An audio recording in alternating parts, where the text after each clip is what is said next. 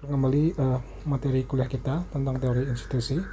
Saya sengaja membuat catatan untuk kuliah kali ini.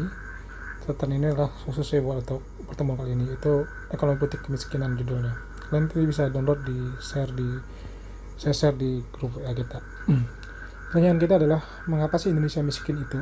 Kalau kita menggunakan perspektif dari Acemoglu dan Robinson, jelas bahwa kemiskinan itu disebabkan oleh institusi ya.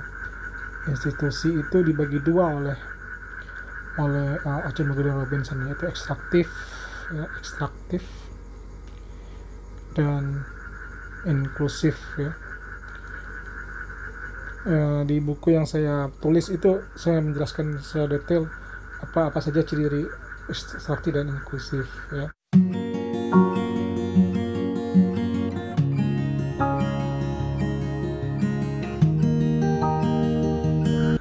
Intinya adalah ekstraktif ini biasanya karena sifatnya diskriminasi, aturan main yang sifatnya tebang pilih ya, berdasarkan kepentingan politik, kepentingan ekonomi, atau yang sifatnya ras, suku, agama ya. Yang inklusif itu terbuka bebas bagi semua orang untuk berkreasi, ada aturan main yang jelas dan semacam itu ya. Jadi kalau kita kembali ke tesisnya Acemoglu dan Robinson ya, Acemoglu Robinson mengajukan tesis utama bahwa penyebab kemiskinan adalah kelembagaan yang ekstraktif, baik ekonomi maupun politik. Jadi Acemoglu dan Robinson itu membagi dua jenis institusi, yaitu yang politik maupun ekonomi, dan dua-duanya juga terbagi antara dua, yaitu ekstraktif dan inklusif ya. Lalu untuk merubah dari negara yang miskin menjadi negara sejahtera ya, mereka perlu ada perubahan institusi, yaitu dari kelembagaan yang sifatnya ekstraktif ke inklusif, baik itu politik maupun ekonomi. Lalu pertanyaannya adalah, apa itu lembaga ekonomi yang inklusif ya? Kelembagaan ekonomi yang inklusif adalah kelembagaan yang memberi insentif dan kesempatan yang sama dan adil yang diperlukan untuk memanfaatkan potensi kreativitas kewirausahaan masyarakat. Jadi jika kita ingin maju, maka kata kuncinya adalah harus ada insentif, kata mereka ya, untuk meningkatkan kreativitas ya.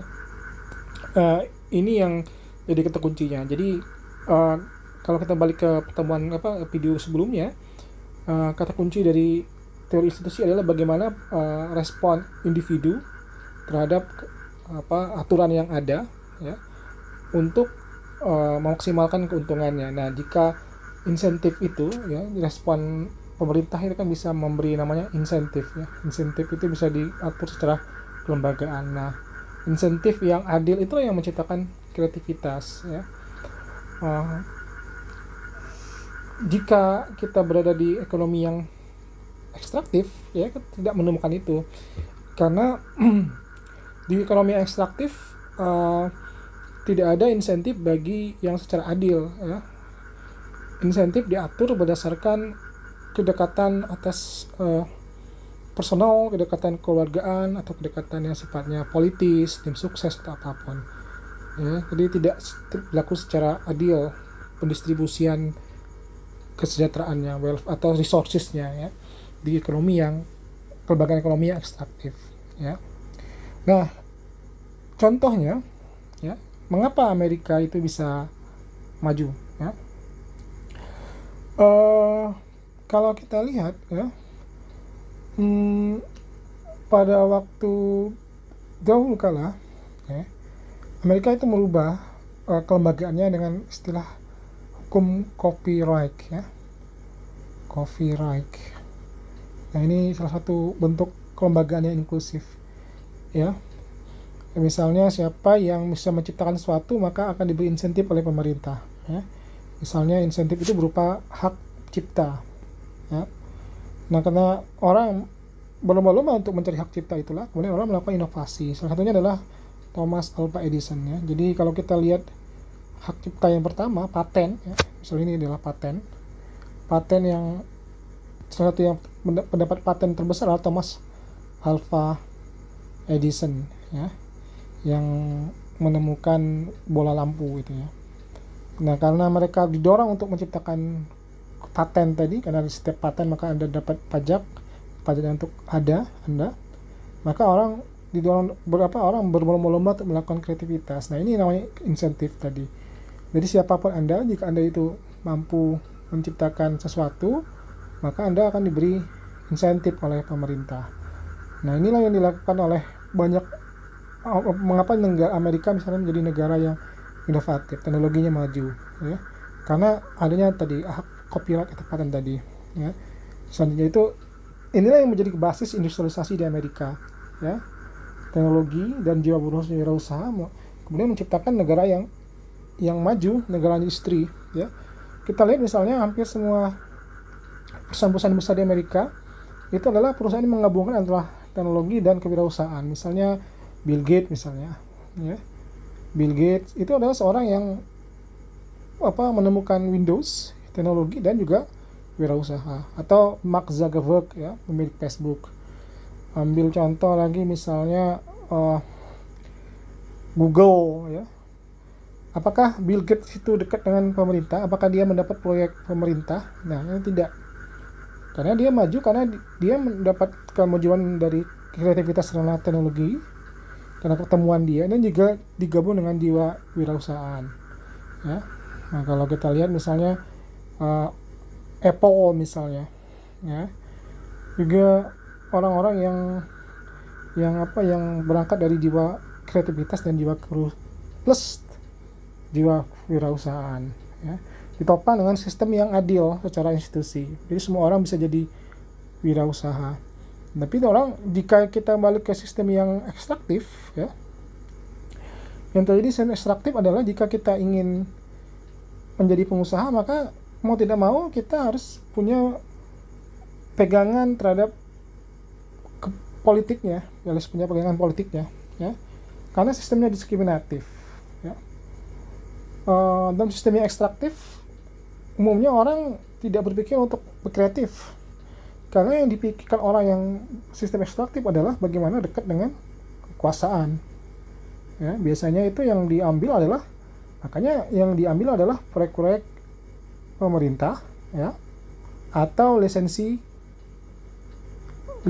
impor, ya. Pada masa Orde Baru banyak orang kaya itu karena lisensi impor Toyota, Honda, ya, atau karena proyek-proyek pemerintah, ya. Jadi usaha kewirausahaan di kita itu tumbuh karena minimal dua faktor ini. Itu pertama karena dia pegang lisensi impor, dikasih pemerintah untuk memegang lisensi impor, ya. Kita ambil contoh misalnya Astra misalnya. Kenapa dia bisa kaya? Karena dia punya lisensi impor. Dan bagaimana dia dapat lisensi impor itu? Ya harus dekat dengan kekuasaan, dekat dengan Presiden Soeharto waktu itu. Makanya kronisme yang timbul, atau punya proyek-proyek pemerintah. Nah, di sistem yang inklusif kita tidak menemukan model gini, ya. Orang tidak harus dekat dengan pemerintah karena orang dijamin akan kreativitasnya dan jiwa kewirausahaannya tanpa perlu, dan pemerintah tidak akan mendiskriminasi mereka. Bahkan kalau kita lihat para pengusaha-pengusaha di Amerika adalah orang yang berjarak dengan pemerintah, ya, malah jadi oposisi, malah menyumbang kepada banyak yang menyumbang terhadap oposisi. Misalnya sekarang ini Partai Republik yang berkuasa, maka banyak pengusaha yang merupakan pengusaha Partai Demokrat. Nah, di kita, ya, banyak pengusaha itu mencari uang aman, ya. Kalau kita perhatikan misalnya, saya baca kemarin pengusaha-pengusaha teknologi kita yang sebenarnya sudah bagus, ada misalnya Gojek, Nadiem Makarim, ya, yang berangkat dari teknologi, ya. Nadiem Makarim, ya, Ahmad Zaki, ya, mereka tidak berani independen dari politik. Mereka malah Ahmad Zaki, ya, masuk ke PDIP, ya. Kenapa? Karena sistemnya ekstraktif, mereka butuh perlindungan. Nah, walaupun mereka punya teknologi dan punya jiwa kewirausahaan, tapi itu tidak cukup di kita. Mereka juga butuh proteksi dari begitu besarnya biaya politik. Nah, mereka bergabung, mencari patron dengan bergabung dengan partai politik misalnya. kasusnya Ahmad Zaki yang masuk PDIP misalnya, atau Nadiem Makarim yang masuk PDIP juga. Nah, itulah yang terjadi di kita hari ini, ya. Nah, karena sistem seperti inilah kemudian yang namanya industrialisasi di kita, ya, itu tak pernah tumbuh, ya. Tidak ada orang yang bisa berinovasi minus, ya, karena sistemnya tidak menyenangkan itu, karena inovasi tidak dikasih insentif, ya, hak cipta tidak ada misalnya. Dan juga minus wirausaha. Bisa jadi kita punya jiwa wirausaha, tapi kita hanya melebar pada terbatas sebagai UMKM saja, ya. Karena untuk menjadi besar kita butuh proteksi tadi dari politik. Nah, ini yang terjadi di kita hari ini, sehingga kemudian industri yang sifatnya teknologi tinggi itu tidak berkembang di kita, ya. Kita tidak bisa jadi negara maju karena sistem kita atau institusi kita tidak memberi insentif bagi kemajuan teknologi dan sebagainya, ya. Nah, kalau kita lihat apa akibatnya bagi masyarakat, ya, makanya masyarakat tidak diberi insentif untuk maju, ya. Di kita, ya, kelembagaan ekonominya tidak dapat dibangun dasar bahwa yang bekerja keras, kreatif, inovatif dengan sendirinya mendapat imbalan lebih, ya. Di kita bekerja keras, kreatif, inovatif itu nggak cukup, ya. Ya, karena biaya politiknya juga besar, karena sistemnya yang ekstraktif tadi, institusi yang ekstraktif. Dia butuh misalnya patron di politik, kalau nggak itu dihabisin orang politik, ya. Akibatnya adalah banyak pengusaha yang kemudian tidak muncul di kita, ya, karena mereka orang-orang yang tidak bisa mempunyai koneksi dengan politik, ya. Di dalam bidang pendidikan mungkin masih banyak orang yang misalnya tidak mau sekolah karena dianggap sekolah tidak bisa membuat mereka maju, karena yang ingin jadi PNS misalnya adalah orang-orang yang dekat dengan kekuasaan, ya. Biasanya yang jadi PNS adalah orang yang punya jaringan di Pemda atau jadi honorer di Pemda karena jaringan, bukan karena kerja keras, kreativitas dan inovatif, ya. Mungkin kita juga banyak Bill Gates, orang muda yang jenius, tapi mereka akhirnya patah arang karena mereka tahu jika ingin maju maka mereka harus punya modal yang besar, harus punya dekat dengan kekuasaan, harus menyogok. Nah, mereka yang seperti inilah nggak muncul di kita, ya. Ini karena mereka berpikir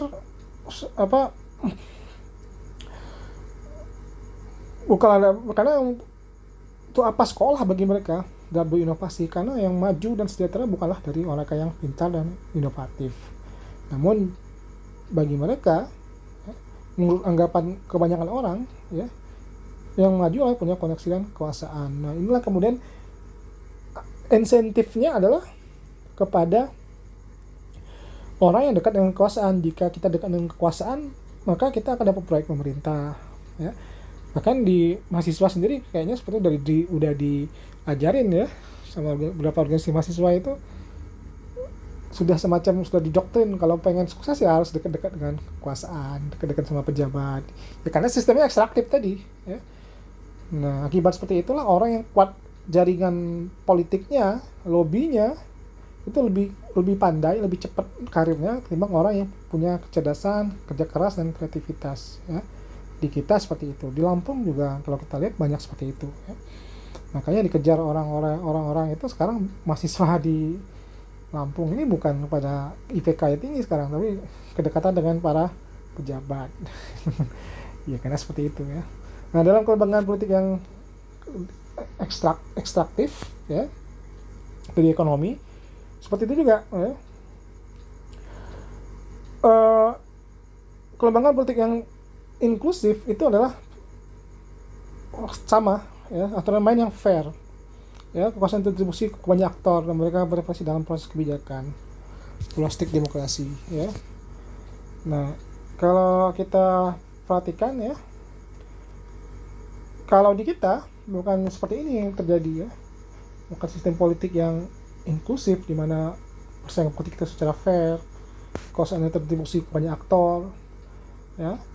Tapi yang justru terjadi adalah kelembagaan politik yang ekstraktif, ya, dan cenderung monopolistik, ya, bahkan dikendalikan oleh kelompok tertentu. Bisa jadi adalah perusahaan besar misalnya seperti Sugar Group misalnya, saya ambil contoh di Lampung misalnya.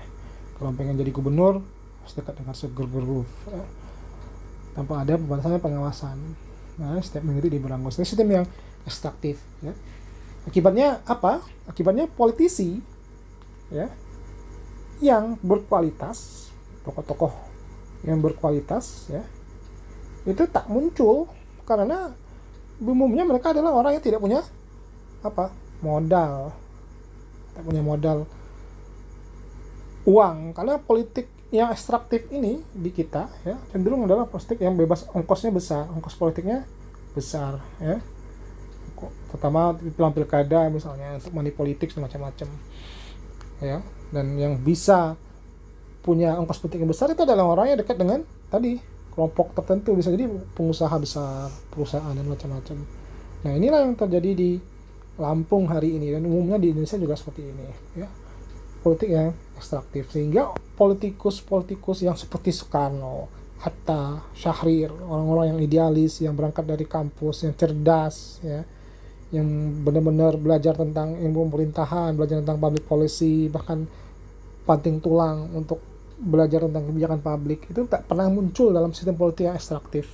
Yang ada orang-orang yang nggak punya track record tiba-tiba muncul ya kan, karena yang dicari adalah orang yang dekat dengan kelompok tertentu, yang dekat dengan misalnya dekat dengan perusahaan besar, dekat dengan partai, dekat dengan ketua partai, sehingga akibatnya politisi itu ya adalah politisi yang semuanya adalah politisi yang pengen megang apa, yang lebih memilih untuk meningkatkan hubungan dengan perusahaan besar atau donor atau tokoh politik pusat, partai DPP misalnya, timbang ya mereka yang ingin apa istilahnya meningkatkan kapasitas diri dengan keilmuan misalnya ya. Karena percuma saja mau gelar PhD pun atau doktor atau apa dari luar negeri, Harvard sekalipun ya, itu tidak berlaku di sistem yang ekstraktif ya, karena yang dicari adalah orang yang punya kedekatan secara patron klien atau klientelisme dengan perusahaan besar ya.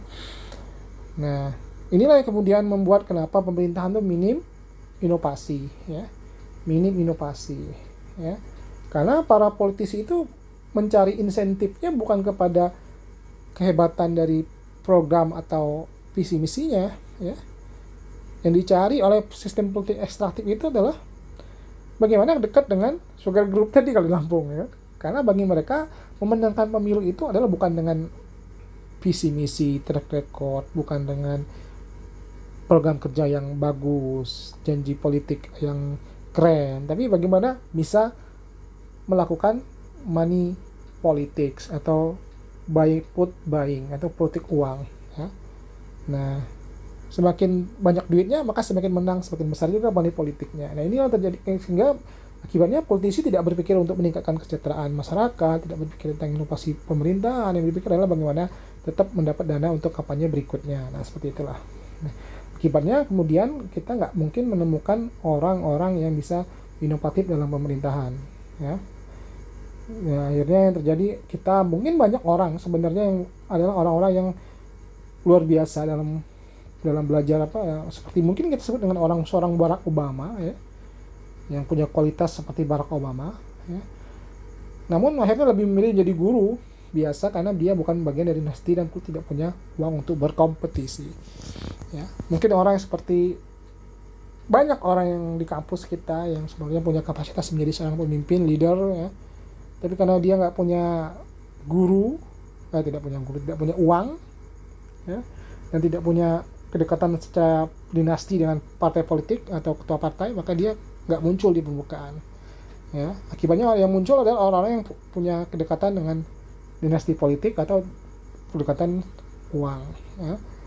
Nah inilah yang kemudian mengapa menyebabkan